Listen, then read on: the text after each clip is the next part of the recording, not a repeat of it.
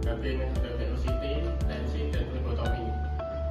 Sebelumnya perkenalkan, nama saya Melisa Delva, berbiologis dengan tim akhir 046. Saya Wahyu Zahra dengan NIM akhir 041. Saya Anindya Rizky Nabila dengan NIM akhir 022. Saya Najwa Sonita dengan NIM akhir 024. Saya Dede Siva dengan Nudahanin dengan NIM akhir 049. Saya Khalifatul Umi Masrura dengan NIM akhir 036. Selamat menyaksikan.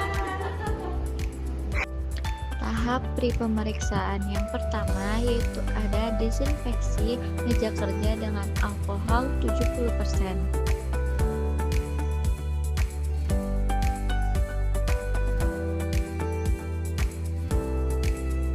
Langkah pertama yaitu mencuci tangan dengan air mengalir lalu menggunakan sabun pada telapak tangan. Langkah kedua yaitu gosoklah punggung tangan. Langkah ketiga yaitu gosoklah sela-sela jari tangan. Keempat, gosoklah buku jari dengan posisi mengunci. Kelima, gosoklah ibu jari dengan gerakan memutar. Keenam, gosoklah kuku jari tangan pada telapak tangan. Setelah itu bilas dengan air bersih. Langkah pertama dari pemakaian APD adalah mengenakan sandal laboratorium. Pastikan memakai sandal menutup bagian kaki dengan baik dan nyaman digunakan selama bekerja. Langkah selanjutnya adalah mengenakan jas laboratorium.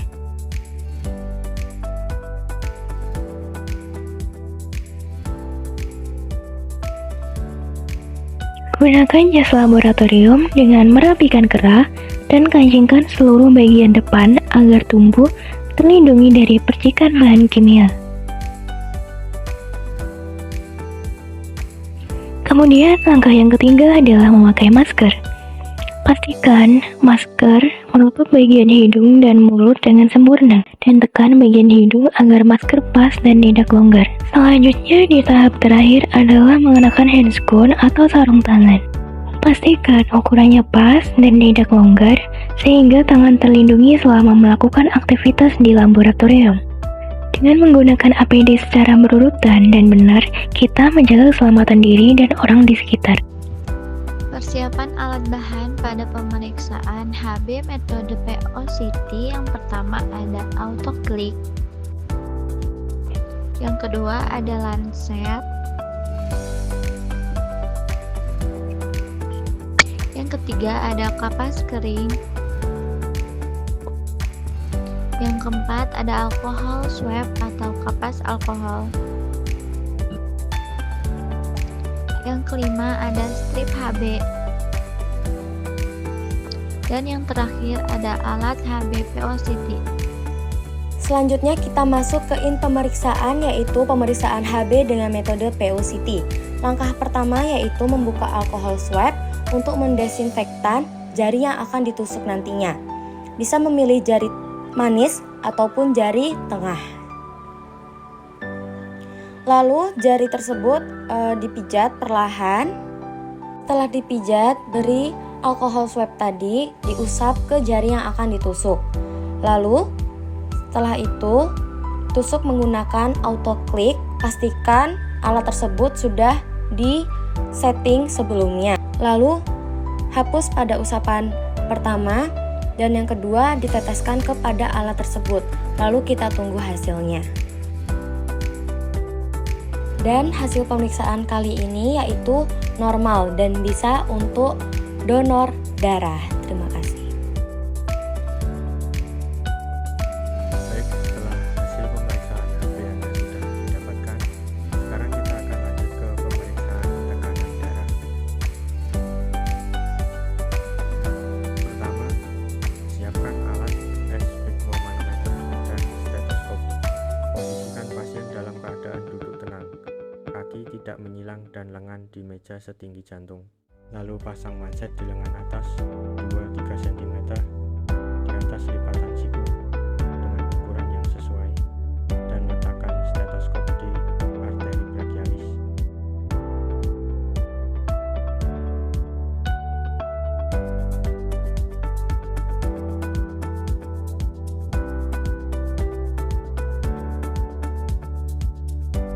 Kemudian pompa manset sampai nadi hilang, tambah 20-30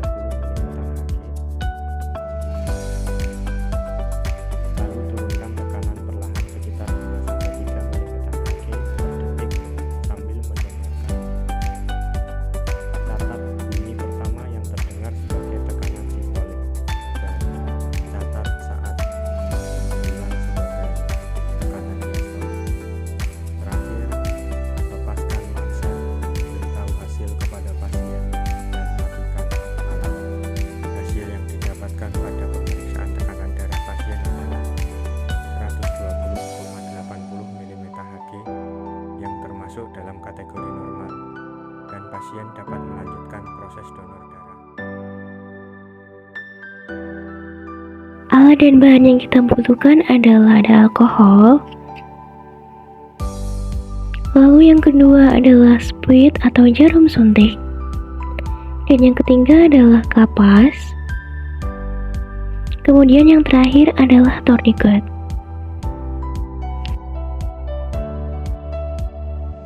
Langkah pertama yaitu memasang tourniquet 8 cm di atas lokasi yang akan kita tusuk.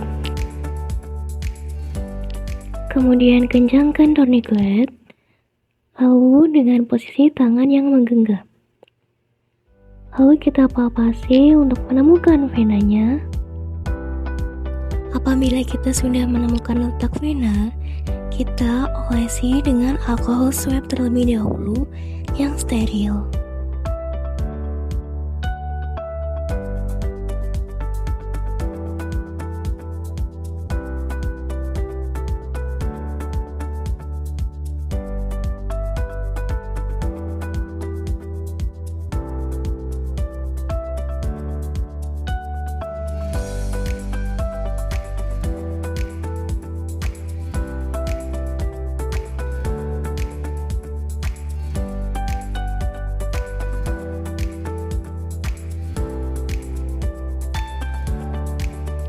Selanjutnya adalah membuka spuit dari bungkusnya.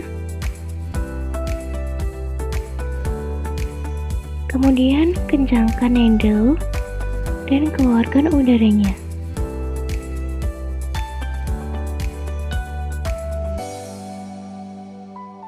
Kemudian ketika akan melakukan penusukan, 2,5 lubangnya menghadap ke atas.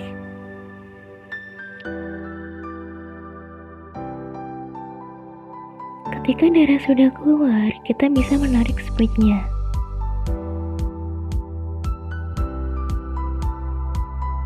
Kemudian buka genggaman pasien dan buka tourniquet.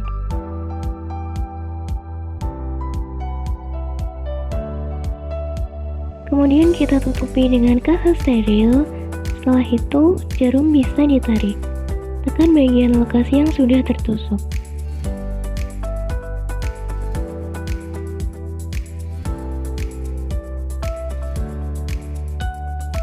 Kemudian langkah yang terakhir adalah memasukkan darah dari spuit tadi ke tabung EDTA.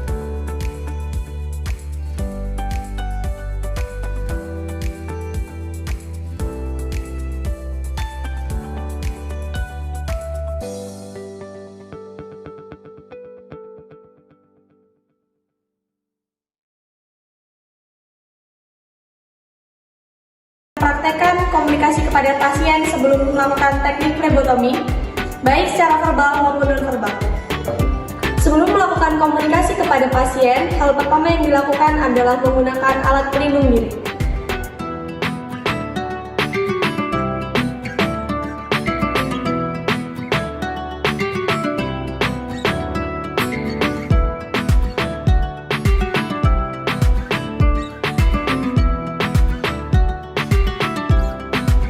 Jaslab.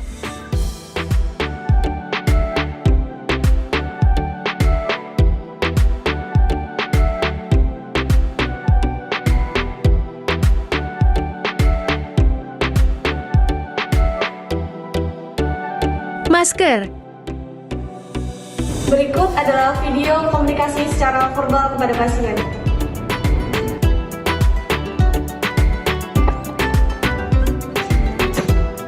Assalamualaikum, permisi.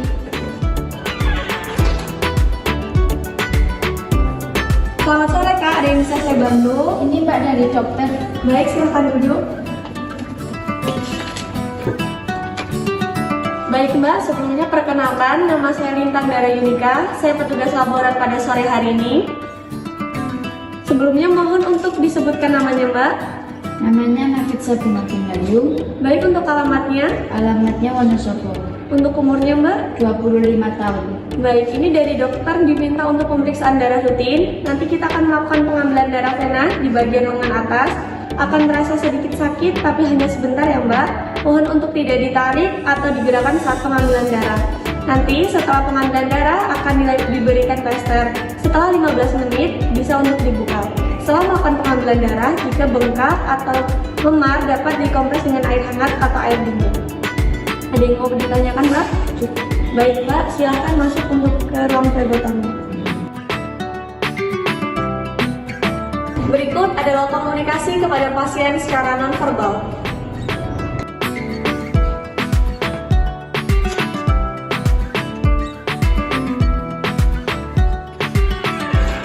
Selamat siang, permisi Kak.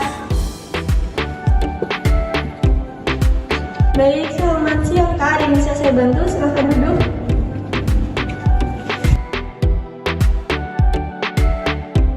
Saya keluarga dari Bapak Faris. Bapak Faris mengalami gangguan pendengaran dan ini surat dari dokter.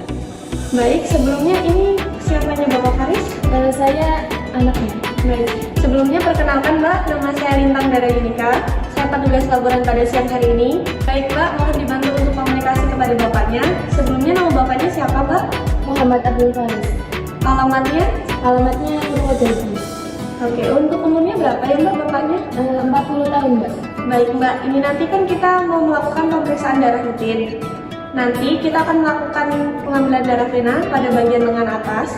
Akan terasa sedikit sakit Mbak. Mohon untuk dijelaskan kepada Bapaknya untuk tidak ditarik atau tidak digerakkan saat pengambilan darah vena.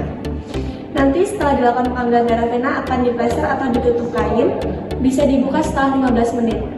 Jika setelah diambil pengambilan darah terjadi bengkak atau memar, dapat dikompres menggunakan air hangat atau air dingin.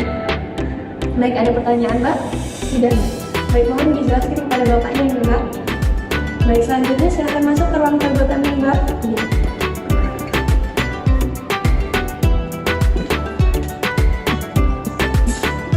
Limbah ke tempat sampah sesuai jenis limbah. Seperti kapas bekas darah dibuang ke tempat sampah berwarna kuning. Untuk benda tajam seperti jarum, buang di safety box. Setelah semua pemeriksaan selesai, kita lepas handscoon dengan bagian luar terlebih dahulu. Kemudian dilanjut bagian dalam, agar tangan kita tetap bersih. Untuk handscoon kita buang di tempat sampah berwarna kuning.